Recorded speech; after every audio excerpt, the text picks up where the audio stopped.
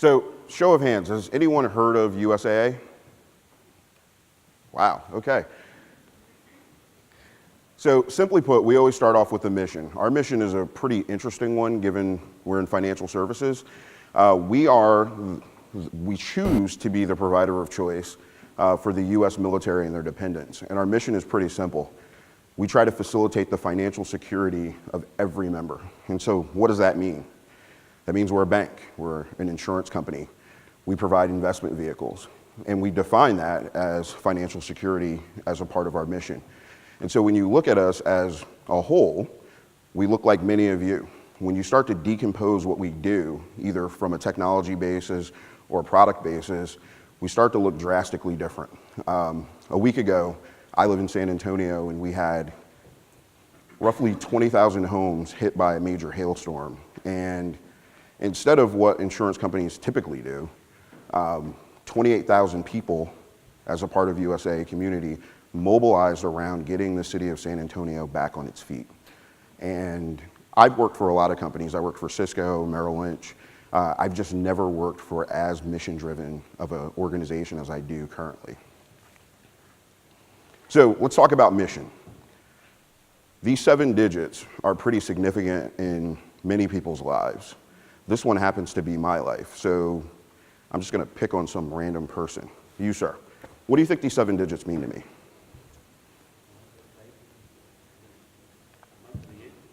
Okay, I'm gonna give one more person a shot. You're almost close. How about you, sir?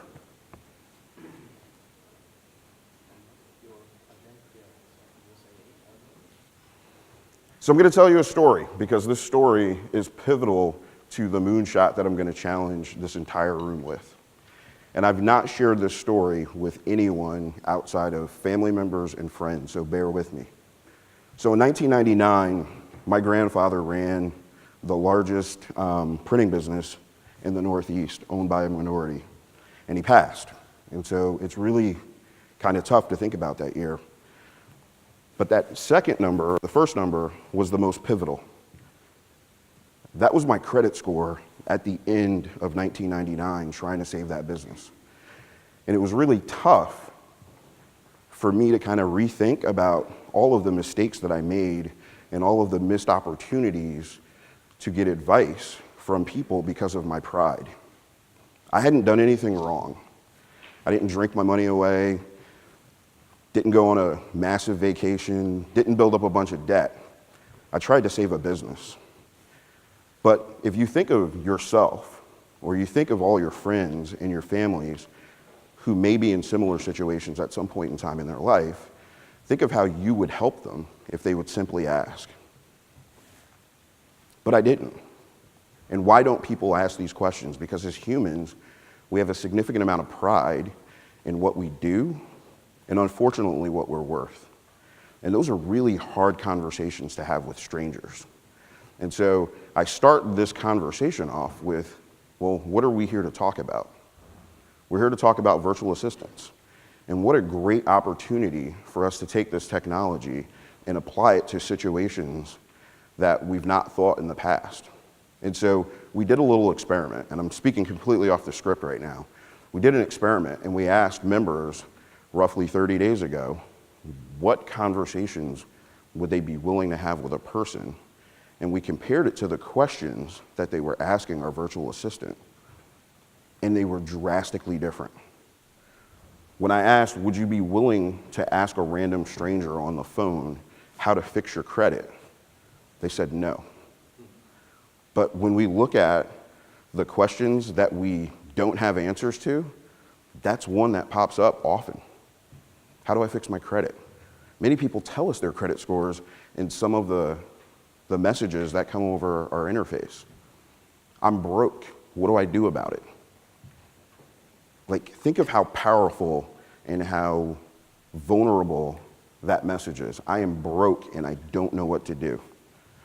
I could be homeless. That was the most pivotal one that I've ever seen. I could be homeless in the next 30 days and I don't know what to do, right? That was an excerpt from something that someone had typed in the virtual assistant. And of course, at this point in our stage, we don't know how to answer that question. But I want you guys to think about that as I go through some of the things that we're doing, because that's our end goal. Our end goal is not to lower our cost of operations. That's a tactic.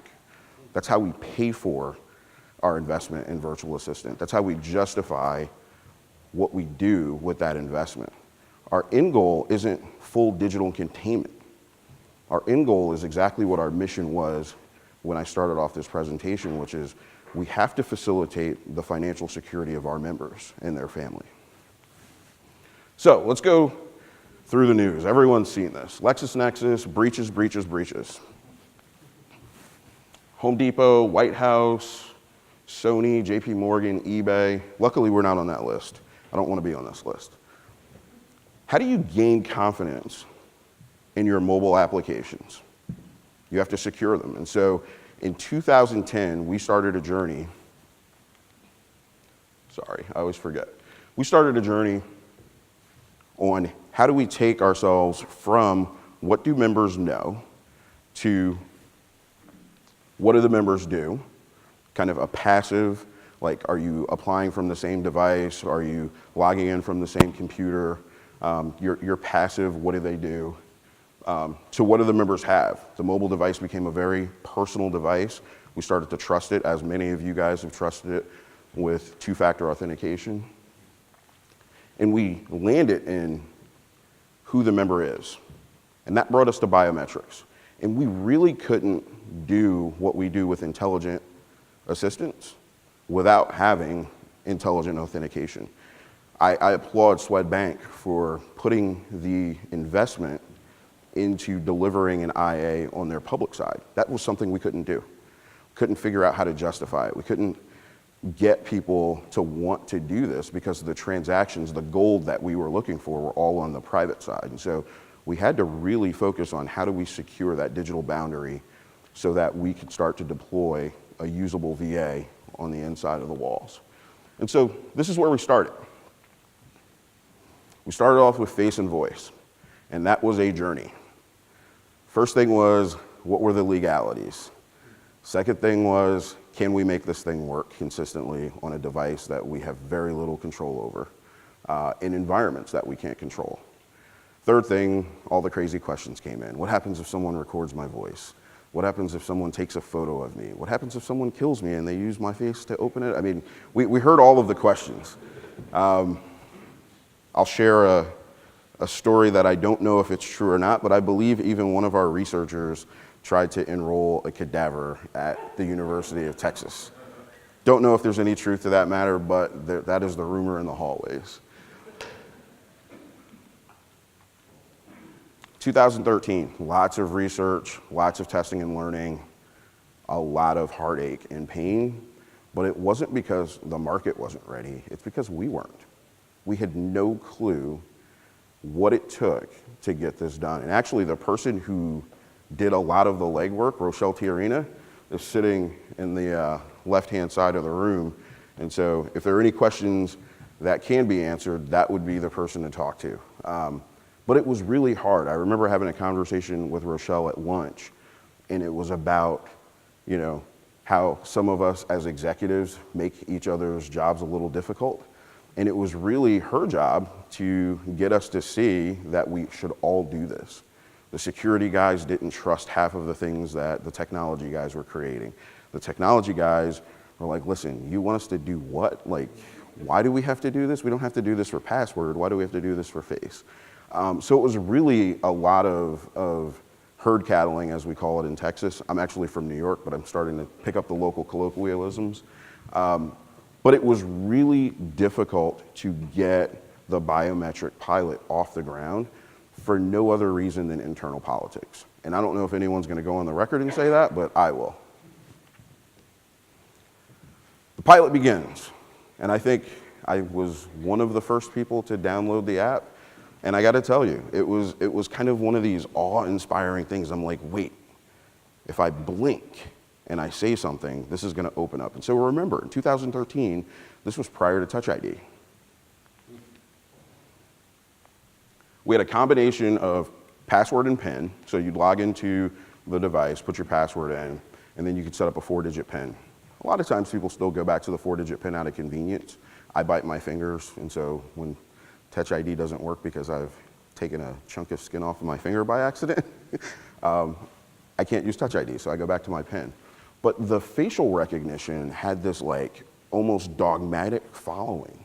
And so we started looking at Twitter, and people were using words like amazing. And let me tell you, outside of deposit at mobile, which we were one of the first banks to facilitate depositing a check via your mobile phone, we really didn't have anything that people were talking about wow and amazing and Star Trek. And there were lots of comparisons from our members. This was kind of our interesting pivot. And so although we knew face and voice were going to be kind of things that people would use, when we did the token, PIN, face, and voice choice screen, you started to see the differentiation. You started to see people's kind of patterns change. And so you had people who were purely PIN people who were in the biometrics pilot, and you knew that those people were either waiting for Touch ID or waiting for something simpler. But there were still these people who really, truly liked having their voice in their face. And I'll give you a couple of stats. One of the things I promised not to do was to bore everyone with a ton of stats, but here's a couple of fast stats, and they're actually up to the minute as Rochelle pulled them this morning. So for biometrics, 25% of our members use biometrics as far as being enrolled. 15% of them use them as their primary method of authentication. 45% of all people enrolled use it regularly. And so how we define regularly versus primary, it's pretty much if you use it as your daily form versus using it on the occasional transaction. And so for us, those were powerful. Those were actually better than we had projected. And I don't know where the EU fits on that scale, but like as far as paranoia, you don't get any more paranoid than a former US military person. People are like, wait, but I trust my bank and I trust my insurance company. And so they really, truly started to use it. Our member rollout went out of pilot and into full production in 2015. So that's a pretty long tail. It took us 2 years to get this where this needed to be as far as accuracy, speed, reliability, and acceptance for us to get there. But that's actually shorter than we thought it would take. We hit a couple of bumps along the way. Touch ID threw us kind of for a loop. We needed to make sure that we had that on the train, and we injected that into our development process and had that up and running in I think 2.5 months, and then fully rolled out 6 months later. I could be making up those stats, but Rochelle has the exact ones. So here's what people say. 4 out of 5 members in the pilot were interested in using it. Here's some of the actual quotes. All right, I just enrolled my biometrics to the USAA app. Now I can log in using my face or voice. Totally flabbergasted. Right? How many times has a bank flabbergasted you? Well, I mean, there was one time where I had $1 million in my account with another bank, and then they took it back. I was a little flabbergasted as to how that happened. But I do have a picture of that. It was the richest day of my life.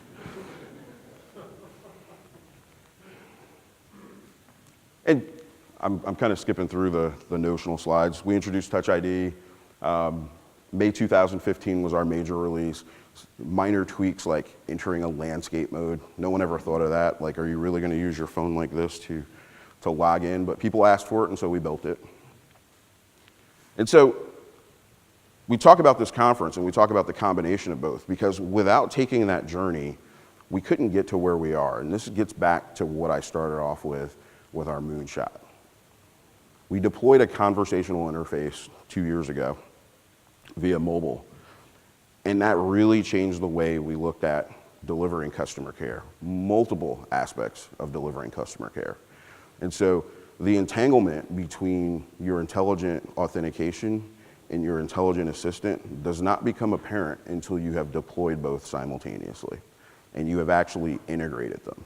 And so from your PIN, password, voice, or face entry into the app, when you decide that you want to talk to USAA, notice I didn't say talk to a rep. There's I don't have the photo. There's an app, a little icon in the bottom right-hand corner. Doesn't say you're calling us, it just says contact us. And the first thing you see, instead of a list of phone numbers and email addresses, is the conversational interface. And it's, how can I help you? And you can ask all types of things. As I've noted, some of those things are kind of interesting, and some of those things are clearly opportunities for us to close our gap in what we can do as an organization, whether it's digital or with our human capital. But it's a really interesting thing. So I had my credit card shut off here. My corporate card happens not to be chip and pin. And so there were a bunch of interesting, annotations coming across the wire as I was swiping my card instead of plugging it in. And so USAA, being a very conservative Texas organization, shut my travel card off. And so I hadn't yet gotten on Wi-Fi. I didn't want to rack up a bunch of minutes. And so one of the interesting things I did was I said fraud, card shut off, and I think like 3 other words, I'm traveling, might have been just 2. And the interface took me to our direct call capability, which is right here. And so what's interesting about this is, think about that. I went into the conversational interface. I told them the problem that I had. They realized that at this point there was no automated solution to turn this back on, and they sent me directly to a call USAA. You can't really see, I can't see it because I'm too close to it, but it says call USAA, this is an internet-based call. I'm not using my minutes. That was like the joy of my life, actually experiencing this for the first time in a situation where I actually didn't want to pay for a phone call. But we're sending all of that pre-authenticated, pre-validated, so they know exactly who I am. They know where I'm at because they're using geolocation. That's part of our package. And they're delivering me directly to the queue that I needed to be in to resolve that because I couldn't do it in an automated fashion. Now, shame on us, we should have an automated way to do that, but given the fact that we're conservative, they wanted to make sure that Darrius was truly in London and that I was truly the person using that card, so they thought that it was necessary. If it wasn't that much of a challenge, they would have sent me to the automated capability directly in the app. I would have clicked through and my card would have been on in 30 seconds. And so think about that. Think of the power of having authentication be seamless with that experience. I never asked for my member number, or it never asked for my member number. It never asked me for a password, a PIN, or anything. It just said, hey, Darrius, tell me the last 3 transactions you tried to go forward with. And this was our live agent. And tell me what happened. And I said, I was in a cab, I was in an Uber, and I just checked into my hotel, and my card got declined. And they're like, okay, let's back on, swipe again. And so think of how seamless that experience was from the time that I logged in with my thumb to the time that I texted with my thumb to a seemingly, benign entity known as USAA, to the time that I actually spoke to a rep. And think of the frustration if you divided those 3 experiences up into their component parts and how many pieces of friction there were in our traditional method of delivering that service versus what we're illustrating today. I would have first gone through an IVR. Please tell us, who you are. Tell us your problem. Okay, I would have talked to a rep. Please tell us who you are. Tell us your problem. They would have transferred me to a fraud department because I probably would have gone to the wrong place. I would have gone to credit card acquisition, sales, or service. And then this person in fraud would have said, please tell us who you are. Right? I mean, we've removed so much friction in these experiences. Now, it's not all a bed of roses, guys. I mean, as Swedbank talked about, you have to have a team of people who monitor and maintain the intents. And sometimes it can be difficult to justify these 3 people who look at, random musings from a virtual assistant. Our 3 people are significantly larger than that. When you think of our developers and everyone else who supports them, it's more like 30. But the reality is, this really has to happen, and that's why we call it our Moonshot. So, 1962. Anyone know what famous speech happened at Rice University in Houston? I don't have any prizes, but I want to know if someone in this room knows this. JFK. Do you know the most pivotal words that he said in that speech were? It wasn't that we were going to the moon, not in my opinion. It was, we choose to do this not because it's easy, but because it's hard. That's why we do it. It's really hard to give good customer care. It's even harder to make it seamless. And when you go back to what I started talking about in the beginning of this conversation, it was about what we're trying to do for them. It wasn't about how do I make this a shorter call so it's less expensive. It's how do I, over the next 2.5 years, earn the trust of those people in this interface and take enough pain out of using it so that it's more viable than the alternatives, so that I can have that conversation with the person in 1999 with the 550 credit score. That's the goal, guys. We started off with an efficiency play because we had to fund this thing. But our moonshot, every member has a budget. How many of you have a budget? Show of hands. That's the world. I don't have a budget. I spend money wild and crazy, and then my wife comes and smacks me in the head and says, you spent too much. That's my budget. It works when you make enough money. It doesn't work when you're living paycheck to paycheck. It's really tough when you don't have a paycheck to have a budget. And who's gonna give you that advice? I don't know any call center reps who have enough time on their hands to say, hey, broke guy, here's a budget, here's the way you do it. But I do know virtual assistants that don't check the clock every time, and we don't have to pay benefits on, and we don't have to pay hourly. And so that's the rightful place to have that discussion. Every member has a financial plan. Beyond the budget, hey, if we can't get budgets going, how are we gonna get a financial plan? How many people have a financial plan?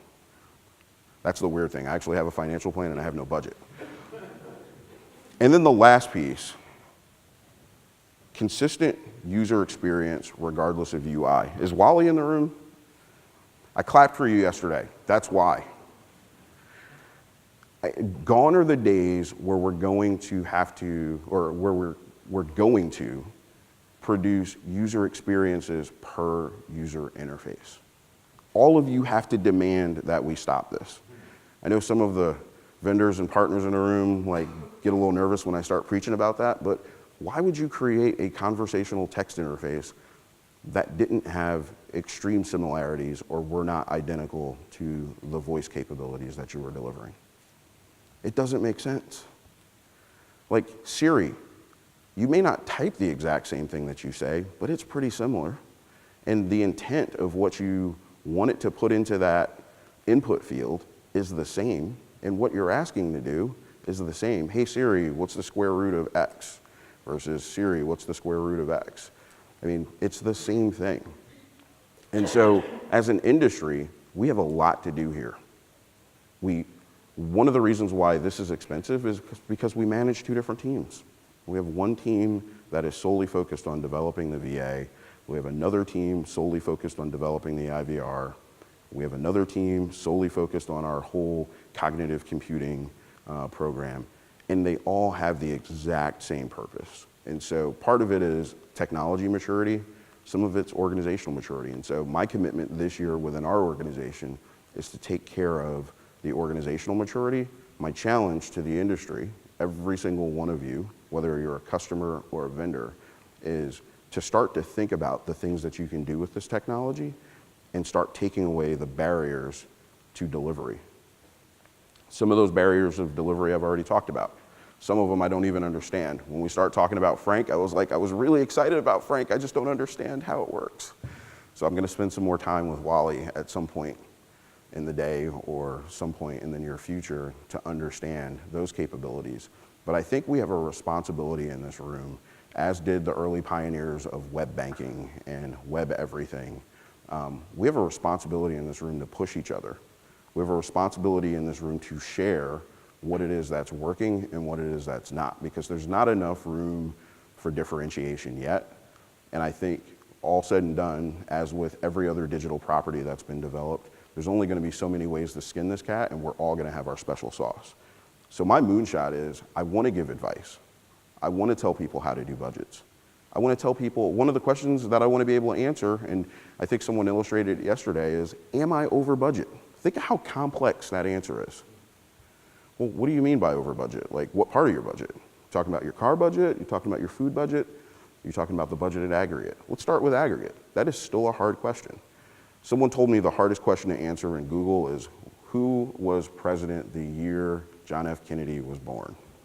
And so I thought of a harder question, which is, what year can I retire? And they were like, touche, you're right. So I don't want to take up any more time. If anyone has any questions, I'll stop right there. But this is a journey I'm committed to, and it looks like all of you in this room are.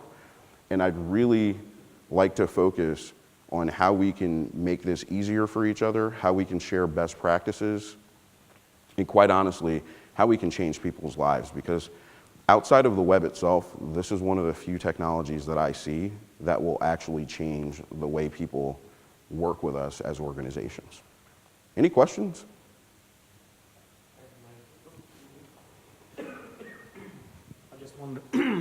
I'm just wondering about the first call resolution, where when you enter that interface and you try to, the virtual assistant tries to answer the question, but then it doesn't maybe get the right answer, and then you get connected to a representative. So how many, what's the first call resolution from the VA there? I'm sorry, can you repeat the last part of the question? Yeah, do you have the stats for the first call resolution part from the VA? So, not being connected to a representative. So 70% of our VA conversations are contained within the VA. Does that answer your question? Okay. But I think it suggests something, and I'll be right there, which is, well, do you anticipate different metrics as we figure out what's important, what can be measured, and what those metrics might be? So I think the traditional metrics apply when you're doing what we're doing initially, right? You know, how much is your containment rate? What's your CSAT rate? In our case, our MSAT rate. What are the new types of questions being answered, and which ones can you answer is probably a new metric that we have. So how many intents are stated versus how many intents do we actually have in the system is a relatively new stat. So my question is, as you move towards this single contact strategy across all of your platforms, i.e. a single experience, a single omni-channel experience, have you already started to see, or do you expect to see, reductions in terms of the cost of delivery of service as more common elements, boilerplate, become part of the service delivery? So I'll say yes and no. We call it bending the curve. And so when you look at our digital curve, it's a hockey stick up. Whether it's mobile or web or other channels that we've started to introduce, like social, the hockey stick is so glaringly vertical that we can't even comprehend it in comparison to our labor rate. Our labor rate still grows. So even a 2% tick in our labor rate has a huge impact to our P&L structure as compared to digital. You know, we'll use round numbers. Let's say you spend $1 million in human capital and you spend 100,000 in equivalent digital. Yes, it's more transactions, but the expense of human capital is just insurmountable when compared to the digital capital that we stack against it. So we have not seen the shift yet. I don't know if there's actually a shift. I think there's a leveling out, and that's probably the best case scenario. What we don't want to see is we don't want to see the continuous labor rate as compared to our growth rate. Well, it's the time taken to deliver services, the common elements of what you've described start to reduce the time to market, therefore they don't impact your day rate of cost, but they impact the time frame. So I work in this area and I've seen that start to happen. So we've seen shorter calls, higher first call resolution, and higher automation rates, which are all positive indicators. What we've not seen is the realization of lower labor as associated to it, which was the original hypothesis. And so what I'll say is maybe the original hypothesis was wrong. I've never seen it work. Yeah. You redeploy the people. Absolutely. Great question. Two-part question. This sort of came up yesterday. Now, with this advanced authentication, are you allowing customers to actually do transactions, or is this still a lookup interface? So There's a second okay. part after that. Go ahead. So there's actually no separation between our mobile app and the actual application, so the virtual assistant. So there are oftentimes we take you to the actual part of the mobile app to facilitate the transaction. So because we've blended the interfaces, yes, we allow you to transact. So providing that's sort of a new occurrence that customers can now transact, on their mobile app, where's the liability for fraud held now? In your case, is it pushed to the consumer, or are you still accepting liability for fraud? Still accept liability.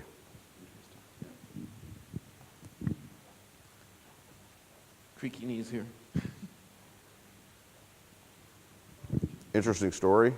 There are still opportunities for us to further investigate fraud, and we have, and there's been positive results. Yes.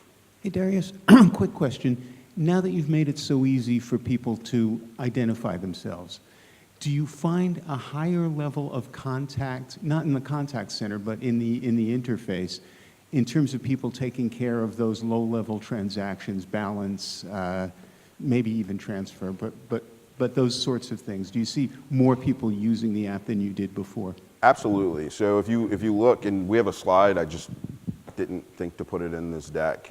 It's a series of trend lines, and it shows the contact center growing 2 to 5% year over year in total contacts. It shows mobile, or .com, sorry, showing 10% growth year over year, with an initial like 50% bump when we introduced it. And then it shows mobile growing like 1,000% year over year. The transactions that are going on in mobile wouldn't have happened, right? You wouldn't, when there were only bank branches, you wouldn't walk in to check your balance like every day unless you happen to work on top of the bank or in the bank. So we see a lot of people checking their balances. We see a lot of people looking at, performance of their portfolios. We see a lot of people doing micropayments and microlending. That was actually a kind of interesting observation, was that, there are people doing micropayments to things like Acorns or other savings platforms, or doing micropayments and microlending to other platforms. And so that's actually a really kind of interesting phenomenon, because people are going to make sure these transactions actually occurred versus just depending on the alerts infrastructure. So yes, we do see a significant uptick in how many times people touch their account just digitally in general. Hey, Darrius, I have a question. I guess I'm going to kind of lightly question your premise that, you started out by saying there's this gap in service that you're looking for the intelligent assistant potentially to fill in the future, which is to kind of be an advisor to help people figure out how to overcome pretty serious financial issues, right? So then you kind of made the statement later on that it was probably a good thing for the intelligent assistants to do, because you don't have to, you don't have to pay them a wage. They don't have other lower level type of questions that they have to answer, and they would then be freed up to do the advising. But I'm just wondering if we should kind of think about turning that around. I mean, because, one of the things we're discussing in this conference is the role of machines versus humans, and if the intelligent assistants are really good at answering the low-level questions, and you can focus them on that so that the majority of the calls are deflected, or whatever you want to call it, wouldn't that free up the human beings to be the advisors to people? Although, and I know that there's the issue that they say they don't want to talk to the human, but if you spend some time kind of training humans to help your members in something that's that important, I'm just wondering if we should put more emphasis on training the humans to do that versus spending time training the intelligent assistants to do something like that. So maybe we're in a unique situation. If you look at the J.D. Power reports on us and you believe any of the trade rags, that's actually what we're good at. So we're good at providing a human experience. That's what we're known for. We have great digital capabilities. We probably have some of the best digital capabilities in the industry, but when you talk about USAA in the States, it's like Cadillac, Southwest, and USAA. And human capital is what we bring to the table. So for us, we already know how to free up human capital to have hard conversations. These first two, every member has a budget, every member has a plan, that's our current strategy, regardless of if I have VA or not. I just want to take on that burden. And so for us, we're actually inverting our model and our strategy. I don't know where everyone else falls as far as how they value their human capital and how they value the interactions that they have, but for us, it is a reversal. We depend so much on our contact centers to have hard conversations that there's some conversations that just aren't happening, as I illustrated with the credit discussion, and there's some conversations that we just can't scale up for. And so we looked at the trend in digital investment advice. And if you look at that, that's one of the most critical conversations a successful individual can have, right? How do I plan for retirement? And there are people in droves in the United States running to digital investment advice platforms. And so you would think, in this case, that that would be the place for us to scale up, is in the mid-market with human capital answering these very difficult questions. But people trust, whether or not we call it an intelligent assistance platform because it doesn't have a conversational interface, we just call it a digital investment advice play. People are starting to trust the machine more than they're starting to trust the human, and we're just trying to make sure we're ahead of that curve. But that's a great question. One more question. When I looked at this last year, there was probably about 50 pilots or rollouts of advanced authentication, mobile apps in the financial sector last year, and the trends were customer retention, expansion, gaining new customers, reduction in cost per transaction. But one interesting thing was as a response to the pure play internet finance, the fintech, and in that the traditional banking industry was looking at ways to move online so they didn't get their lunch eaten. And so how much a part of your strategy is a response to this new banking model, the internet banking? So I'll say less than 1%. The challenge for USAA is we've always had to live in a fintech-like model. We didn't have a significant branch presence until 5 years ago, and we're still capped at like 18 or 20. So we're a direct organization. So deposit at mobile, like there was an article that we're in the middle of helping, someone write, and it essentially accuses us of being one of the first fintechs because we came up with deposit at mobile so that people could deposit their checks using their mobile phones. And for a company that turns 100 years old in 2022, to say we were the first fintech is a pretty honorable statement, but it's still a stretch. But we have had to work in that world for quite some time. We were one of the first companies to deploy toll-free numbers. Like we had mainframe imaging. Like I think we're the only company who's ever put images in a mainframe. Like it's kind of crazy, some of the firsts that we've had to do. But yes, I think other organizations are looking at it like that, and I think if we were shaped and kind of had the same challenges that some of our peer organizations had, we'd probably have similar motivations, but at this point, no. One last question. Okay, so partly a response to the comment that was made over here, but also a question as well. So at Shell, what we found with the virtual assistant is that, first of all, whilst we have a lot of help desks around the world that people can call, and some people still value that, actually the immediacy and the speed that people can get through the virtual assistant is appreciated as much as the actual advice itself, because they can get the advice when they actually need it, when they have a spare minute to do it. You can't do that with IVRs and help desks and things like that. And also, if you're in a global organization, you can't scale that help desk sufficiently to deal with crisis situations where you've got big workloads or whatever. So people are always disappointed. So anyway, that was the comment that you made. But the question really is that at the beginning of your presentation, you spoke about something that sounded like a proactive service. But today, most of the virtual assistants are reactive. So you log in, you ask your question, you get your answer. Now, tomorrow's world is a world of big data, a cyber-physical sort of situation where we're all over-faced with information. So will the VAs of the future actually be able to distill what's going on, in your example with your account or whatever, and actually, you know, if you're about to go into the red, will they make a proactive communication with the customer? Because that's where I actually think it needs to go. So when I started speaking to how we're organizationally aligned, I talked about a cognitive computing group. So the VA can only answer questions that something knows the answer to, right? And so we found that those systems that know the answer don't always exist. And so we've spooled up a significant amount of effort to be able to answer questions that we don't have the answers to. That's outside of the VA. The VA still needs a corpus of data with which to respond.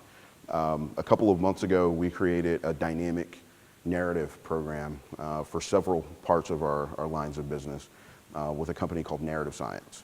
And what that did was give us the ability, and we haven't used it yet, but it gives us the ability to create dynamic grammars or dynamic response for several questions that we thought were impossible, right? How's my portfolio doing can be a fairly simple answer, or it can be a really complex answer. And so now, for our end of the year review and our quarterly reviews, those are generated automatically. And the difference, the vast difference between the types of narratives that are created, like, are amazing. Like, we've not found one that looks like another one. Yet it's all based on, you know, this magic black box that takes data and turns it into conversational language. And so we'll have to start creating utilities like that to be able to answer those questions proactively. But the one thing I didn't go through, because I didn't want it to be a demo about the VA, every member has a different view of the VA, depending on what products and services. Remember, we're a bank, an insurance company, investment shop.